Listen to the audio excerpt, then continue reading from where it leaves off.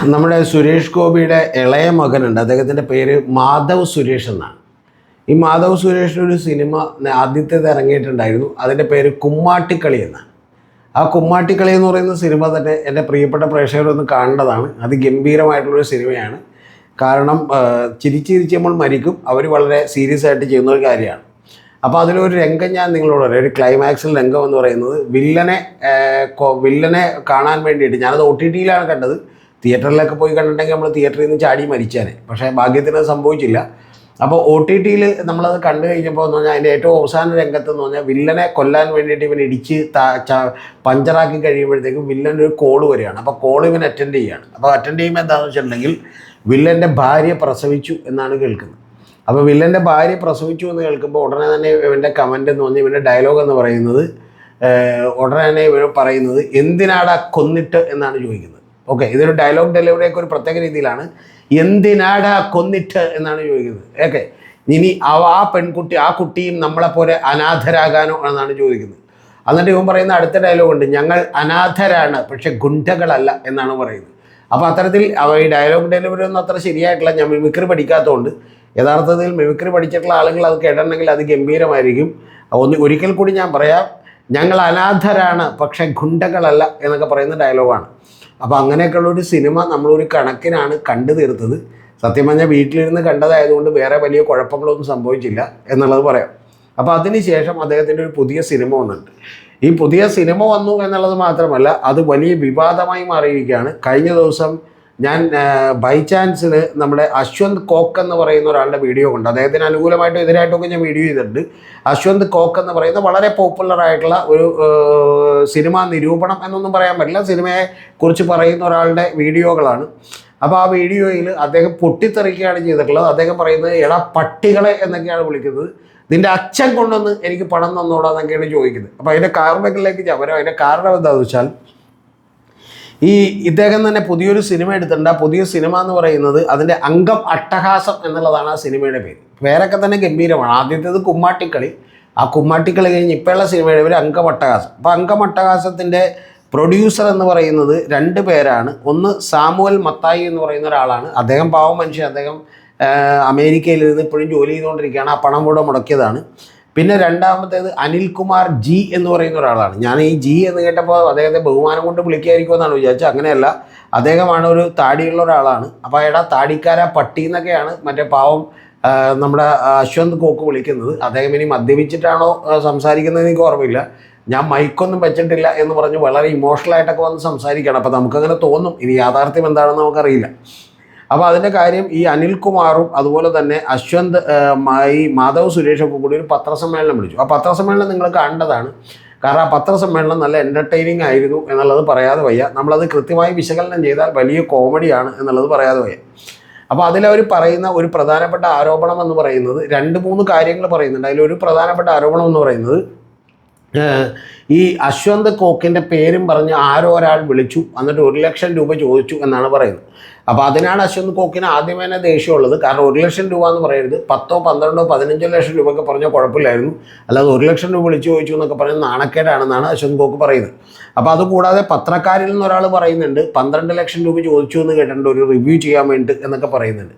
അതൊന്നും ശരിയായിരിക്കുമെന്ന് ഞാൻ വിചാരിക്കുന്നില്ല. കാരണം 12 അല്ല, ഇനി 25 ലക്ഷം രൂപ കൊടുത്താലും അശ്വന്ത് കോക്ക് ഈ അംഗം അട്ടഹാസത്തെക്കുറിച്ചൊരു നല്ല റിവ്യൂ ഇട്ടാൽ അതോടുകൂടി പണി തീർന്നു. കാരണം പിന്നെ ആരും കാണാനുണ്ടാവില്ല എന്നുള്ളത് ഒരു വാസ്തവമായിട്ടുള്ളൊരു കാര്യമാണ്.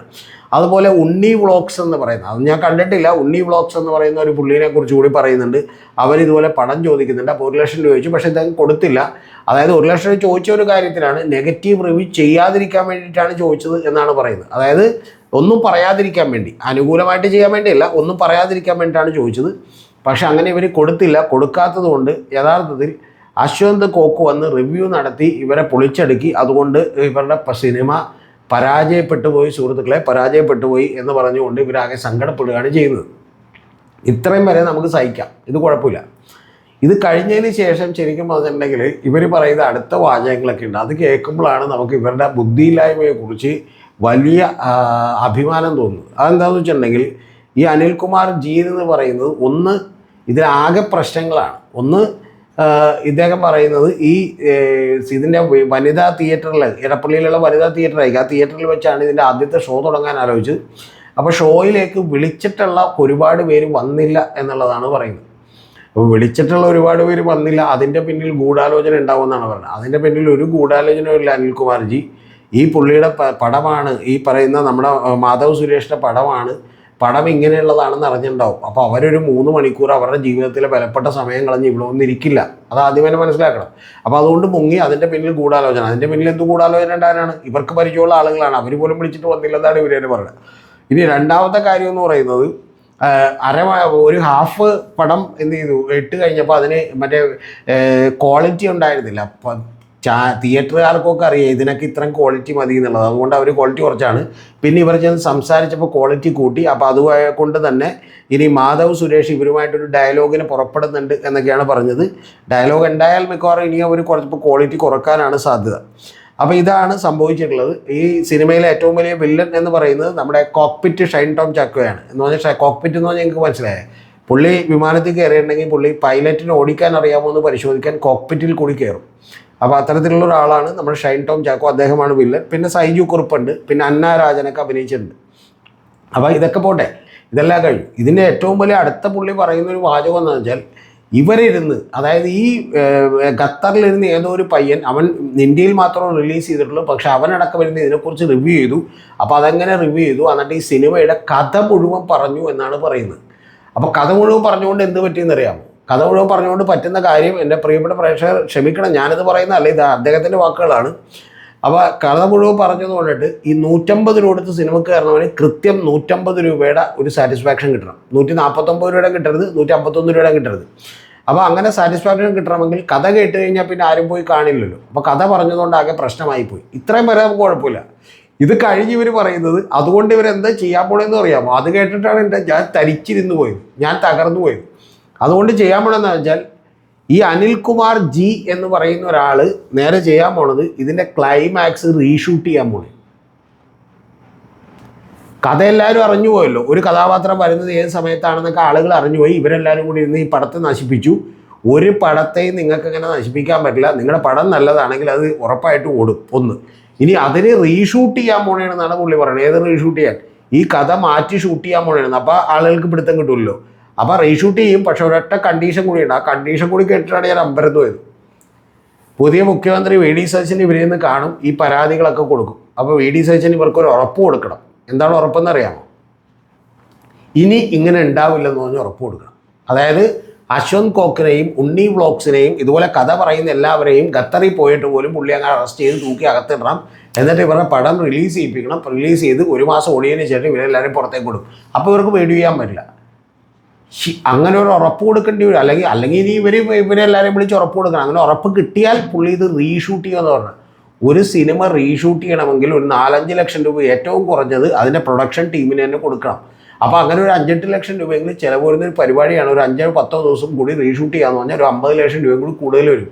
അങ്ങനെ കൂടുതൽ വരുമ്പോൾ ഇത് ഉറപ്പ് കിട്ടിയാൽ വി ഡി സതീശൻ കയ്യിലടിച്ച് എന്നാണ്, കർപ്പൂരം കത്തിച്ച് വെച്ച് കയ്യിലടിച്ച് ഉറപ്പ് കൊടുക്കണം. അങ്ങനെയാണെങ്കിൽ പുള്ളി റീഷൂട്ട് ചെയ്യും. അങ്ങനെയാണെങ്കിൽ പ്രേക്ഷകർക്ക് വർത്തായിട്ടുള്ള ഒരു കാര്യം കിട്ടുമെന്നാണ്. ഇനി ഇതിൻ്റെ ഏറ്റവും വലിയ കാര്യം എന്ന് പറയുന്നത്, ഈ അനിൽകുമാറും ഇതിൻ്റെ ഒരു മാധ്യമപ്രവർത്തനമൊക്കെ ആയിട്ടുള്ള സുജിത് നായർ, ഞാൻ കൂടുതലൊന്നും പറയുന്നില്ല, സുജിത് നായരെ കൂടിയിട്ടാണ് ഇതിൻ്റെ കഥ എഴുതിയേക്കുന്നത്. ഈ കഥ തന്നെ വളരെ ഇതുവരെ ആരും പറയാത്തൊരു തീമാണ്. അതെന്താണെന്നറിയാമോ? പണ്ട് കിരീട സിനിമ പോലെ നിങ്ങൾക്ക് ഓർമ്മ വരും, പക്ഷേ ആ കഥയല്ല ഇത്.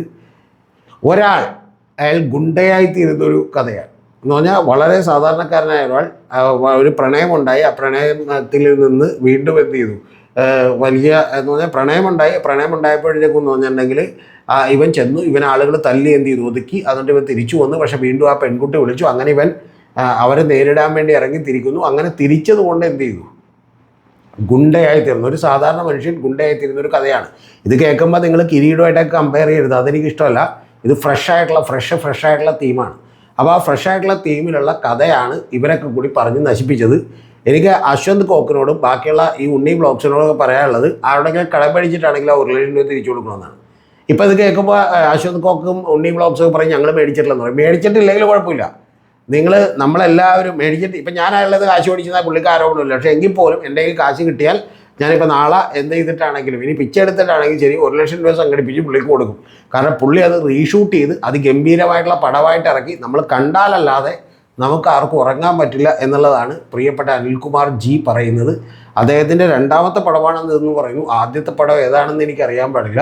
പക്ഷെ എന്താണെങ്കിലും ശരി, ഇതിൻ്റെ പിന്നിലുള്ള കാര്യം എന്താണെന്ന് എനിക്ക് ഒട്ടും ആലോചിച്ചിട്ട് പിടിയിട്ടില്ല. പിന്നീടാണ് ഞാൻ ഒന്നുകൂടി ആലോചിച്ചപ്പോൾ എനിക്കൊരു കാര്യം മനസ്സിലായത്. ഈ പടത്തിന് 4.5 കോടി രൂപ ചിലവായിട്ടുണ്ടെന്ന് പറഞ്ഞു. എൻ്റെ വിശ്വാസവുമാണ് എൻ്റെ ഊഹവുമാണ് ഞാൻ നിങ്ങളോട് പറയുന്നത്.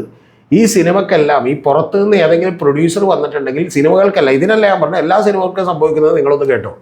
ഇവിടെ പറയും 4.5 കോടി രൂപ 5 കോടി രൂപ എന്ന് പറയും. ശരിക്കും പറഞ്ഞാൽ 1 കോടി രൂപ പോലും ഉണ്ടായിട്ടുണ്ടാവില്ല. 1 കോടി രൂപ പോലും 1.5 കോടി രൂപ പോലും ആയിട്ടുണ്ടാവില്ല. പക്ഷേ 5 കോടി രൂപ എന്ന് പറയും. അപ്പോൾ എന്താണെന്ന് വെച്ചാൽ പുള്ളിയുടെ അടുത്ത് 2.5 കോടി കിട്ടും. അപ്പോഴും ഇവിടെ ബാലൻസ് 1 കോടി രൂപ ലാഭമാണ്. കാര്യം നിങ്ങൾക്ക് മനസ്സിലായ? ഞാനും വേറെ ആളും കൂടി പ്രൊഡ്യൂസ് ചെയ്യുക, അയാളും കൂടി ഇല്ല. അപ്പോൾ 5 കോടി രൂപ എന്ന് പറഞ്ഞാൽ പുള്ളി 2.5 കോടി അയച്ചു തരും, ഞാൻ 2.5 കോടി ഇടണം. പക്ഷേ ഇവിടെ പടത്തിനാകെ 1.5 കോടി ചിലവായിട്ടില്ലെങ്കിൽ കുഴപ്പമില്ല. മനസ്സിലായില്ലേ? ഇനി റീഷൂട്ട് ചെയ്യണമെന്ന് പറയുമ്പോൾ എന്ത് ചെയ്യാം? 1 കോടി കൂടി വേണമെന്ന് പറഞ്ഞാൽ 50 ലക്ഷം പുള്ളി ഇടും. അപ്പോൾ 25 ലക്ഷത്തിന് റീഷൂട്ട് ചെയ്തിട്ട് പടം ഇറക്കാം. എങ്ങനെയുണ്ട് ഐഡിയ? എന്തൊക്കെ അഭ്യാസങ്ങളാണ് ഈ കാണിക്കുന്നത് എന്നുള്ളതാണ് എനിക്കറിയുന്നത്. ഞാനിപ്പോൾ അനിൽകുമാർ അങ്ങനെയുള്ള ഒരാളാണെന്നൊന്നും ഞാൻ പറയുന്നില്ല. അദ്ദേഹത്തിൻ്റെ ഇരിപ്പൊക്കെ കണ്ട് അദ്ദേഹം കുറച്ചുകൂടി സത്യസന്ധനായ ഒരു മനുഷ്യനാണ് എന്നാണ് എനിക്ക് തോന്നുന്നത്. പക്ഷേ ഇത് പറഞ്ഞത് നുണയാണ്. ഈ 1,00,000 രൂപ ആരോ ചോദിച്ചു എന്നൊക്കെ പറഞ്ഞൊരു വോയിസ് ക്ലിപ്പൊക്കെ കാണിക്കുന്നുണ്ട്. അതിനൊന്നും അടിസ്ഥാനമില്ല. കാരണം അങ്ങനെ അശ്വന്ത് കോക്ക് 4 പടം ചെയ്താൽ മതി. 4 പടം ചെയ്താൽ തന്നെ അശ്വന്ത് കോക്ക് പണിയെടുത്ത് വീട്ടിലിരിക്കേണ്ടി വരും. കാരണം അദ്ദേഹത്തിൻ്റെ പ്രേക്ഷകരൊക്കെ ഇല്ലാതായി പോകും. ഇനി അല്ലെങ്കിൽ തന്നെ അശ്വന്ത് കോക്ക് പറഞ്ഞ എല്ലാ പടവും പരാജയപ്പെടുകയോ വിജയിക്കുകയോ ഒന്നും ചെയ്തിട്ടില്ല. ഇപ്പോൾ ഭീഷ്മപർവം എന്ന് പറയുന്ന മമ്മൂട്ടിയുടെ പടം കണ്ടിട്ട് എനിക്ക് ഇഷ്ടപ്പെട്ടില്ല, പുള്ളിക്കും ഇഷ്ടപ്പെട്ടില്ല. പുള്ളി അതൊക്കെ വിളിച്ച് പറഞ്ഞു. പക്ഷെ പടം എന്ത് ചെയ്തു? വിജയിച്ചു. അതുപോലെ ബബ്ബ കണ്ടിട്ട് ഞാൻ എന്ത് ചെയ്തു? മോശം പറഞ്ഞു. പടം വിജയിച്ചില്ല. പടം 8 നിലയിൽ പൊട്ടി എന്നുള്ളത് നമുക്കറിയാം. പിന്നെ യഥാർത്ഥത്തിൽ അശ്വന്ത് കോക്കിൻ്റെയൊക്കെ റീച്ച് അനുസരിച്ചിട്ട് വളരെ വലിയ വരുമാനമുണ്ട്. അദ്ദേഹം ഗവൺമെൻറ് ജോലി ചെയ്തിരുന്നതാണ്. ആ ജോലിയൊക്കെ വിട്ടിട്ട് ഈ പണിക്ക് നിൽക്കുന്നത്. വലിയ വരുമാനമുണ്ട് അദ്ദേഹത്തിന്. അപ്പോൾ അതിലൊന്നും ഈ 1,00,000 രൂപ ചോദിച്ചിട്ടുണ്ടാവുമെന്ന് ഞാൻ വിചാരിക്കുന്നില്ല. പക്ഷേ എനിക്ക് അശ്വന്ത് കോക്കിനോട്, ഉണ്ണി വ്ളോഗ്സിനോടൊക്കെ പറയാനുള്ളത്, ഈ മനുഷ്യന്, ഈ അനിൽകുമാറിന് നിങ്ങളെല്ലാവരും 1,00,000 രൂപ തിരിച്ചു കൊടുക്കണം. തിരിച്ചു കൊടുക്കണമുള്ള പട്ടി എന്നാണ് പറയേണ്ടത് അശ്വന്ത് കോക്ക് പറഞ്ഞതനുസരിച്ച്. പക്ഷേ അത് ഞാൻ പറയുന്നില്ല. നിങ്ങൾ പ്ലീസ് ദയവേത് തിരിച്ചു കൊടുക്കണമെന്നാണ്. അനിൽകുമാർ അതൊന്ന്, ആ ക്ലൈമാക്സ് നിങ്ങൾ പുറത്ത് പറഞ്ഞത് തെറ്റായിപ്പോയി. അതുകൊണ്ടാണ് ആരും കയറാത്തത്. ഇനി ഇതൊന്ന് റീഷൂട്ട് ചെയ്ത് ക്ലൈമാക്സ് ഒന്നുകൂടി മികച്ചതാക്കിയിട്ട് നമ്മളെ കാണിക്കുമ്പോൾ നമ്മളെല്ലാവരും പടം കാണാൻ വരും. സത്യത്തിൽ അനിൽകുമാറിനോടൊരു കാര്യം കൂടി പറയാം.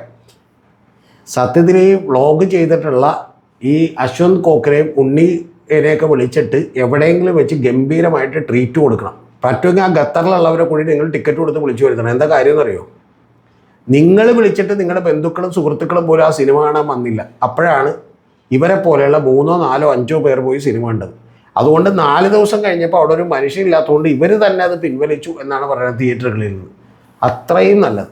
അവിടെ ഇരിക്കട്ടെ. ഇനി എന്താണ്? വേറെ എങ്ങോട്ടും എന്ത് ചെയ്യരുത്, ഇത് മാറ്റരുത് എന്ന് മാത്രമേ എനിക്ക് അനിൽകുമാറിനോട് പറയാനുള്ളൂ.